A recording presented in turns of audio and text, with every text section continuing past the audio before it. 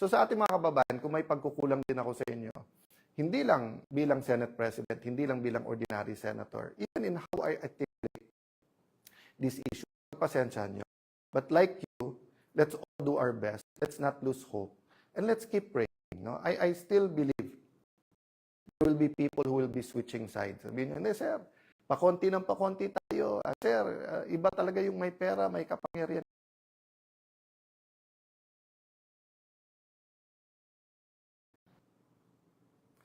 Praise God for this opportunity. Makamusta kayo? Thank you sa lahat ng nangangamusta, lalong-lalo po dun sa mga nagpe-pray, nag-encourage. At kahit sa inyong mga nagre-criticize, importante sa ating demokrasya na kung tingin yung tama ay mag-encourage at kung tingin yung mali ay mapakinggan namin ang inyong boses. Kaya nga starting today, pipilitin namin na hindi lang po ako nagsasalita, kung hindi nakikinig ng mabuti kami sa inyo. So sa comments po, kung may mga questions kayo, unlike before po na ako mismong may hawak ng phone at kapag ka naglalay, binabasa ko po, but ngayon po, ililista po namin and then in our next broadcast. We're also inviting groups, not only those who are supportive, those po na hindi naniniwala sa ating mga paninindigan, student groups, teachers groups, mga healthcare, we're willing to sit down with you in private or with Facebook at pag-usapan po natin ang mga issues sa ating lipunan. Why do we start out by praising and thanking God? Because we are here for one reason. Because we are God's creation and because God has a purpose sa ating buhay. So let me start out with that. No? Sa aking pagbabati sa lahat sa inyo, sa Luzon, Visayas, Mindanao, sa lahat ng ating kababayan, lalong-lalo na po sa ating mga OFWs na grabe po ang sakripisyo, lalo po sa mga panahon ngayon ng krisis. Sa aming pagbati sa inyo, obligasyon po namin na magtrabaho. So the last few weeks, napakinggan nyo yung word na work. Parating sinasabing trabaho, trabaho, di ba? Tapos yung iba, kasi actually kung pumunta ako sa Senate yesterday at tinanong ako, Sir, are you going to work? Or Sir, ba kayo? Ang isasagot ko sa kanila kasi, mali ang tanong. Bakit po? Never naman tayo tumigil sa pagtatrabaho. From May 11, when we were elected as Senate President, until yesterday, when we were replaced as Senate President, hindi naman tumitigil ang pagtatrabaho. Ang question, anong trinatrabaho natin? What is our work? Siguro, if I may use the term, nation building. Yan kasi maintindihan ng lahat, nation building. Pero babalikan mo ngayon. There was a time sa Bible po na, alam niyo naman po, nung araw, ang pagbiyahe ay, meron na rin po silang mga vapor noon or mga bangka. Pero of course, ang most na biyahe ay mga kabayo, donkey, may gumagamit po ng camels, but most people, they walk, di ba? They walk. That's why nga po ang mga Hudyo, pagkapapasok po sa isang bahay, ang huhugasan, kasi sandalyas, di ba, wala on Nike, Adidas, Puma, noong mga panahon na yon. Wala rin po mga hotel, mga Shell, Phoenix, mga gasolinahan na kompleto ng mga restaurant na may Kenny Rogers or KFC or Jollibee noon. So, nung isang beses po na maglalakbay ang mga apostles kasama ang Panginoon Jesucristo, nabasa po ng ating Panginoon Jesucristo ang pag-iisip po ng mga apostol. So, nung tinanong po siya, because they were asking each other, nagtatanungan sila, ang tanungan nila sa isa't isa, saan tayo kakain? Saan tayo matutulog? May pera ba tayo? Miracle after miracle, nasaksihan na po nila. So, ang sabi ng Panginoon Jesucristo sa kanila, seek first my kingdom and righteousness, and everything shall be added unto you. So there are many, many lessons there. But what are the relevant lessons for us today? One, seek the kind of nation we want. Di ba? Parati natin sinasabi, ganito ang gusto natin Pilipinas. Actually, yung Pilipinas na ayaw. Pero we have to envision the Pilipinas na gusto natin. So, hindi ba pag nagdadasal, let me address myself to Christians, whether you're Anglican, Catholic, Christians, di ba parati nating sinasabi sa Lord's Prayer or Apostles, yung tinuro ng Panginoon Jesucristo sa mga apostles, yung part na sinasabing, Your kingdom come here on earth as it is in heaven. Ano po ibig sabihin nun? Bakit po tayo nagdadasal na yung kingdom mo sa heaven dumating dito sa earth? Kasi po, perfect ang kingdom sa heaven. Walang gutom, walang injustice, wala pong nag-aaway-away, wala pong corruption, wala pong baha, kaya wala rin flood control scandal, walang may sakit, di ba? So, but it's also about culture. So, when the British colonized Singapore, they brought the British culture. When the Americans colonized the Philippines, they brought the American culture. Kaya tayo halo-halo po yung culture because ancient times, marami ng Chinese traders, and then dumating ang Kastila, then for a short while, dumating ang mga Hapon, but that was a different story, and then the Americans until Commonwealth. So what's my point? No? My point, lesson number 1, seeking His kingdom, tapos sabi, everything comes to you. Same thing po, if we build the kind of environment, the kind of culture, the kind of nation we want, hindi na natin kailangan pag-usapan yung corruption, yung equality, lack of opportunity, because magiging built-in na yon. So despite miracle after miracle, Lord Jesus had to remind the apostles, huwag nyo nang isipin anong kakainin nyo. Huwag nyo nang isipin saan tayo matutulog. Huwag nyo nang iisipin na mapapagod ba tayo, saan tayo magpapahinga. Ang isipin nyo, ang kaharian ko at sino ako or yung righteousness ng Panginoon. So, I am constantly reminded, despite po na nagro-rotation po ang bagong 13 o bagong majority sa pag-criticize, I have to keep on message. I have to continue talking to you and explain what we're fighting for. Let me read this and let me ask you if it resonates with you. No? So, syempre, pag nag-survey, halimbawa tayo ngayon, tapos inisa-isa, anong klaseng Pilipinas ang gusto nyo? Anong napipicture nyo? Siguro, the easiest way to say it is some will say, Sir, parang Singapore. Sir, parang Japan. Sir, parang Switzerland. Depende kung anong napuntahan mo or nakita mo, di ba? What do you think of this? We, the sovereign Filipino people, imploring the aid of Almighty God in order to build a just and humane society and establish a government that shall embody our ideals and aspirations, promote the common good, conserve, develop patrimony, and secure to ourselves and our posterity the blessings of independence and democracy under the rule of law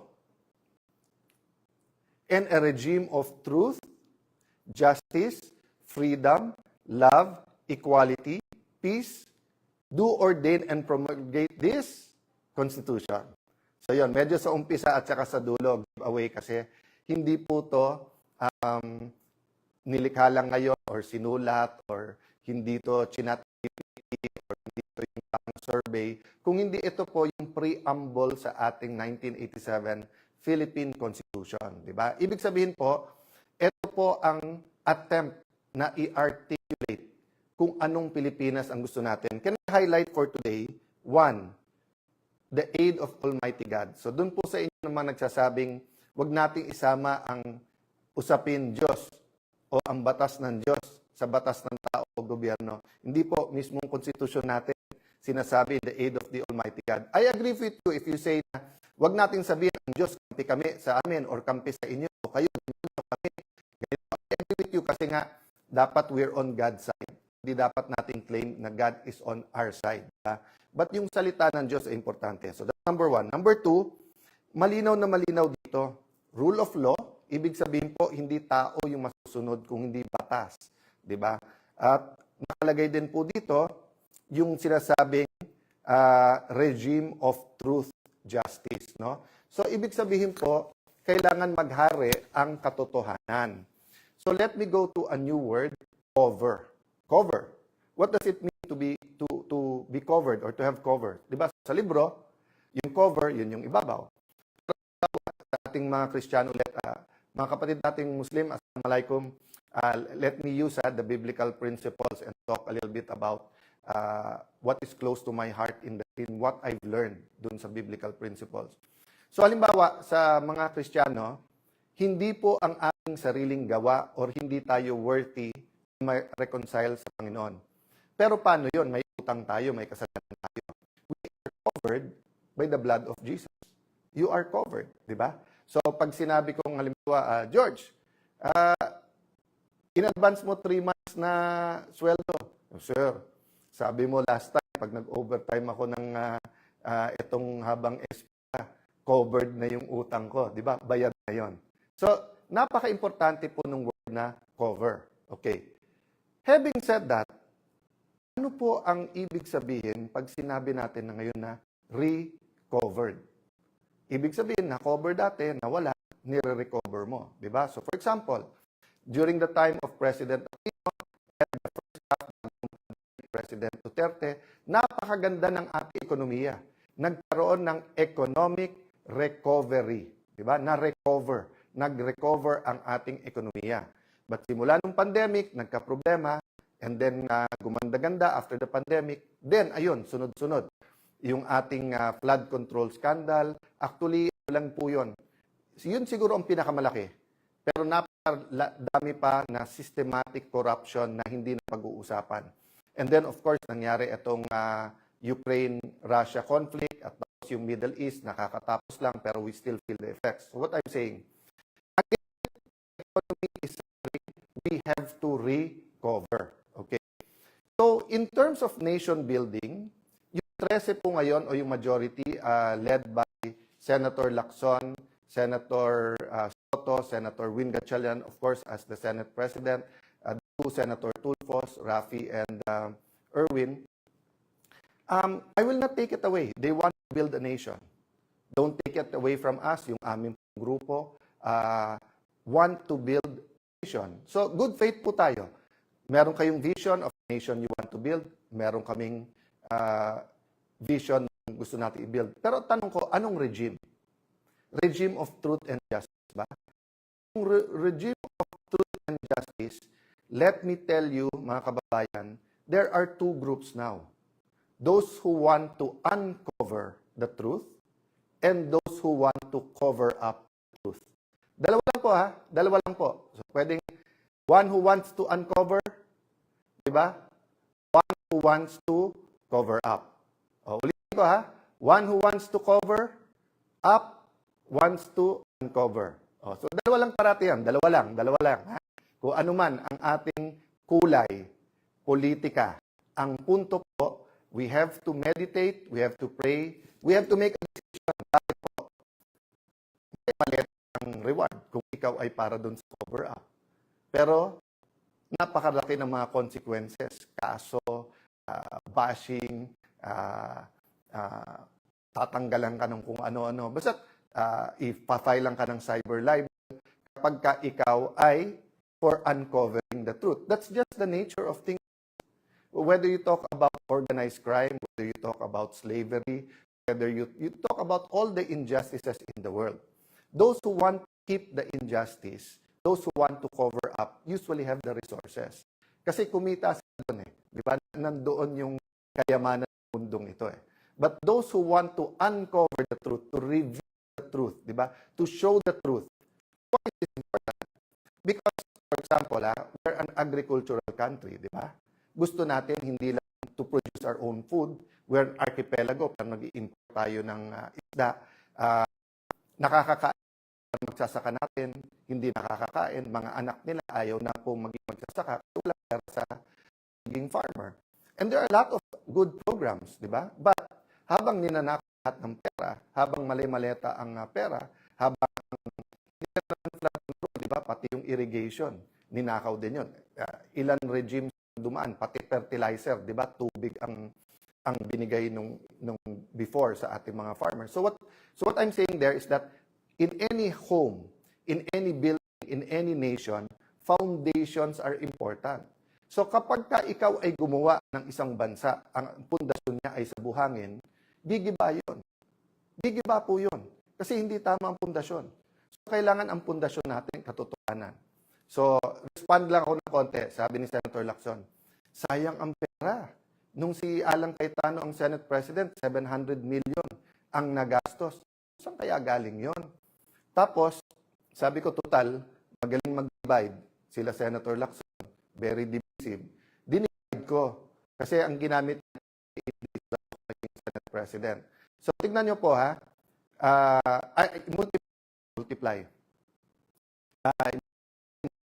Ang 25 million na Senator Win na gastos ng Senate a day, i-multiply mo yun sa 8 days. 700 divided by 28 days is 25 million. Yung Senator Win, tinignan niya lang yung budget ng Senado, tapos divide niya, nakuha yung 20 million a day. So, nasaan yung intellectual dishonesty? Nasaan ang pagtatago ng katotohanan? Simple lang po. Kahit sino po ang Senate President, 25 million a day, ang gastos ng Senado, kung ganun kasimple ang computation mo. Meaning, yung budget ng buong Senado divided by the number of calendar days. Di ba? So, may nabasa ko, sorry, nakalimutan ko kung sino mismo nagsabi. Sabi niya, statistics is like a bikini. Ulitin ko ha. Statistics is like a bikini. Why? What it shows is very revealing, but what it hides is essential. So, makikita niyo po, niya, parang pang-intriga, di ba? Kasi magaling naman. Nagte-take turn naman po si Raffy Tulfo, si Erwin Tulfo, si Senator Ping Lacson, tapos yung iba sa grupo nila, yung time lang yun, para, kayo naman makinis kay Alan, kayo naman magkalat ng hindi totoo, kayo naman magkalat ng ganito. Palabasin natin ang gulo-gulo, di ba? Get intent, para hindi malaman ang buong katotohanan sa korupsyon sa ating bansa. But let's be intellectually honest. Whoever was SP nun, ganun din ang gastos. Question. Pero bakit sila one day may napasa? I challenge all the congressmen and senators. 1998 pa lang, congressman na po ako. Naging konsyal po ako for a short while po, vice mayor. Naging member po ako sa representative. 4 na term. Pangatlong term na po ito bilang senador. I was privileged. No? God honored me by allowing me to be speaker and then for Senate President kahit maikse. I challenge lahat ng congressman, senador. Prove me wrong. Sa huling 3 araw, yung Monday to Wednesday, kapag kayo po ay session, diyan po ang rasyadahan. Kasi lahat ng pang-second reading, i-second reading natin. Lahat ng pang-third reading, third reading na natin. Lahat ng, halimbawa, 7 nakapila sa Senate or 20 nakapila sa House sa interpellation, kakausapin na ng majority leader yan or mag-uusap majority minority leader. Pare, isa na lang magtanong, pasa na natin. Po talaga ang ano doon. The group of Senator Win and Senator Lacson do. Since May 11 po hanggang yesterday, hindi po sila naglagay ng mga miyembro ng committee nila as minority. Sila po ang ayaw magtrabaho. Hindi po sila naglagay ng mga miyembro para hindi mag-function yung mga committee. Question. Paano po yung mga hindi na for BICAM na ipapasa? Yung po ay inauthorize namin. Tandaan nyo po, May 13, yung pong inatake ang Senado, yung pong sa NBI na sinasabi ngayon na halata na ngayon part ng sa alam nyo po ba na the next day po, meron pong BICAM, voucher system sa DepEd. Yun po ay nakakasana sa House of Representatives. Nag-confirm ako, tinawagan ko mismo si Speaker D na pupunta po ako doon. Tapos kinancel nila po yun. Kung hindi ako si Senator ang chairman ang magpapatuloy nun. Napakarami pong hearing. Yung hearing si Senator Pinoy. Yung kay Senator Pinan, sa floor, sunod-sunod na batiko sa iba't ibang mga pahayagan at online, kawawa daw yung farmers, dumating po sa Senate, tapos pagkatapos hindi pinakinggan. Kawawa po talaga kasi nagamit sila. Kasi pwedeng ituloy ang hearing. Hindi nila tinuloy. So yung sinasabi po nilang hindi trabaho, waling-waling po yun. No? Walang katotohanan pa kasi yesterday po, ang main na inuna nila ay isang bill na maganda, na gusto natin. Ang joke nga namin, naalala nyo yung 1990s, yung pag tinanong ng bata na, anak, Parang wala kang ambisyon. What's your plans? At sasabihin ng anak, ang plans ko, mami, may sampalita, may gumela, may orchids. Kasi plants pala yon, hindi plans. So, nung tinanong yung majority, what's your plans for the special session? Waling-waling pala, di ba? So, huwag na tayo maglokohan. Yung kahapon, kasi may 13 na kayo, at gusto nyong palitan ang Senate President kasi gusto nyo tuloy-tuloy na yung impeachment at ang gusto nyo, grupo nyo ang tempo through the presiding officer. That's been very clear to us from the start, di ba? Nung February pa, nung ipepwesto natin si Senator Loren Legarda bilang Senate President, yun na sinabi, hindi sila papayag dahil impeachment ang importante. Pero number 2 lang pala yung impeachment. Number 1, yung cover-up dito po sa flood control at napakarami pang ang gusto mo, tumahimik muna ako, meditate, pray, then. Senator Lacson, nagkakilala ka na sinusundan mo yun siya. There have been many issues also regarding you, your family, pero yung businesses nyo, yun kasi magaling ka mag-imbestiga eh. Pero ngayon, bakit? Panay comment sa mga witnesses pero ayaw mong humarap sila sa committee. So, ako hindi ko sinasabi na lahat ng witnesses na to, former Marines, mga bodyguards, mga former military, active military yung na naging security. Hindi lang ni former congressman and head of the Appropriations Committee ng House na si Saldico. Marami pa po dyan. Kasi alam naman po natin, parating may security naman po ang ating mga congressman, senador, at mga sekretary. Diba? Alam naman po natin yon. Alam natin sila pipit bingi. So, anong mawawala na may hearing na fair at pakinggan? Pero in the meantime, iuubos kami. Diba? Kaya ang sunod daw, si Senator Marcoleta. Diba? So, I will, and then si Senator Bongo. So, yun ang na-honor. Senator Bongo, Senator Bato, Senator Marcoleta, Senator Jingo, before May usap-usap kami. In fact, na kami May 10. Bago ko magharap ang 12, wala po. Nagsabi na po ng lahat. Tayo sa pagsubok na to at may magsabi na lang pag hindi na kaya. Napakarami sabi nun, kulong na kung kulong. Harapin na natin kung ano o walang hiwalayan tayo, grupo tayo. So I'd like to honor those who are in the front line. I'd like to honor those who held out, di ba?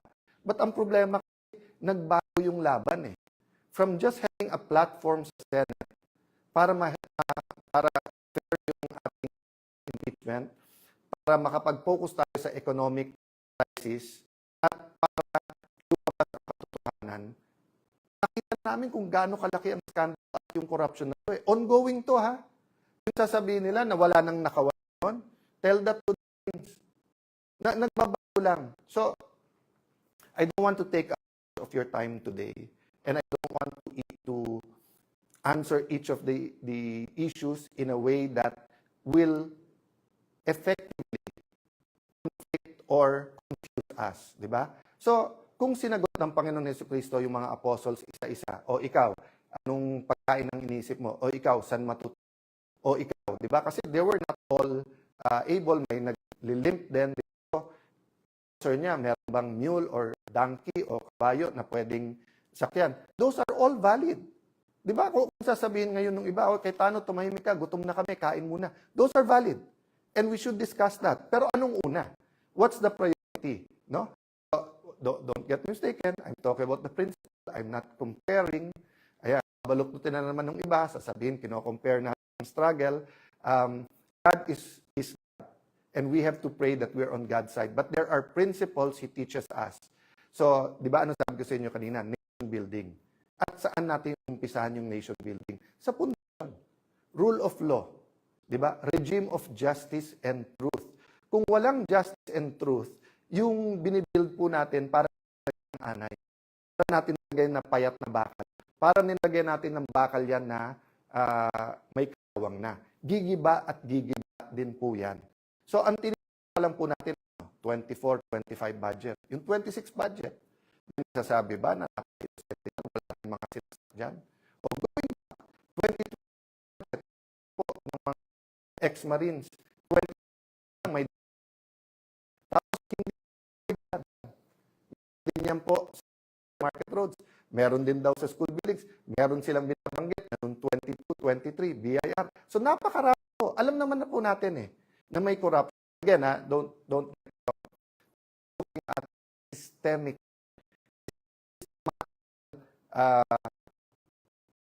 robbing blind people in the last few years. There are two systemic na pagnanakaw. Di ba? Yung sistema natin sa Pilipinas na may papel ka, kailangan may lagay. Di ba? So, tatlo natin kailangan tignan. Yung una, yung day-to-day corruption. Na parang yung wala kang plaka, hinuli ka, penging 1,000. Yung nahuli ka, walang driver license, penging 1,000. Magpa-file ka ng business permit, 20 ang dapat mo bayad, 5,000. Di ba? So yun, we will deal with that, and we're dealing with that, and citizens are dealing with that, churches are dealing with that, business groups are dealing with that. Dalawa yung systemic, yung ganun na sa Pilipinas, yan ang kalakaran. So we have to deal with that through values, through systems. But I'm talking about systematic and continuing robbing us blind now and using the last bastion, which is the Senate. Not only to be the rubber stamp, be their mouthpiece para maraming issue para kayo tumutok dito. So that's the sad thing, that there is an economic crisis. Naghihirap ang ating mga kababayan. So kailangan natin isabay yun, pero hindi natin pwedeng ilihis ang usapan. So in behalf of the senators I represent, in behalf of paying for us, in behalf of students, farmers, healthcare workers, OFWs, seafarers, boss, may pag-asa. Boss,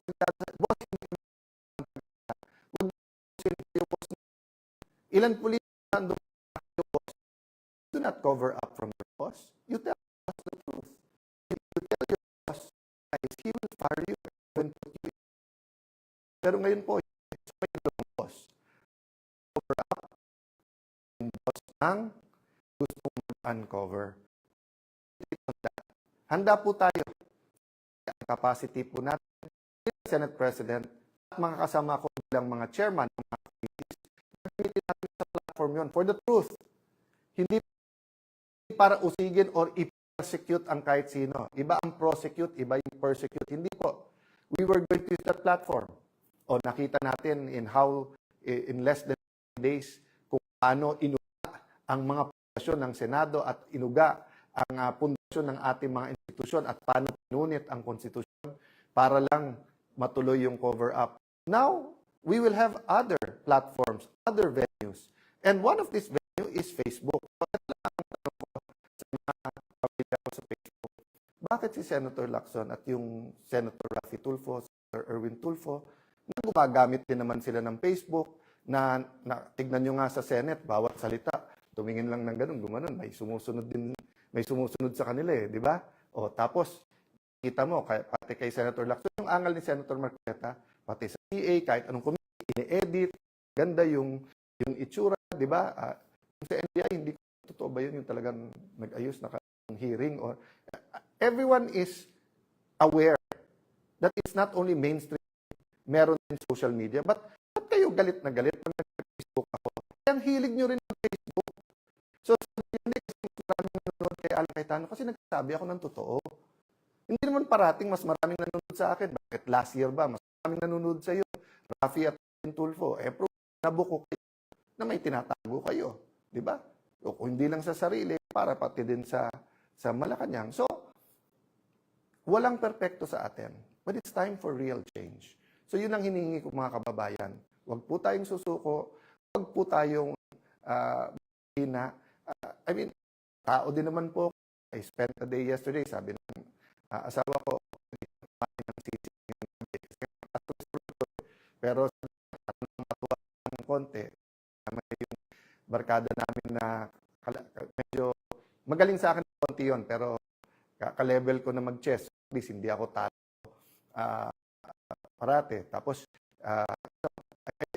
reflecting, kasamahan ko as a group, individually, na kailangan ito ang sitwasyon, ituloy ang laban.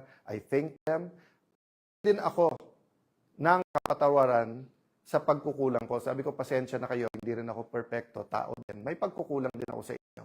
So sa ating mga kababayan, kung may pagkukulang din ako sa inyo, hindi lang bilang Senate President, hindi lang bilang ordinary senator, even in how I articulate this issue, pasensya nyo.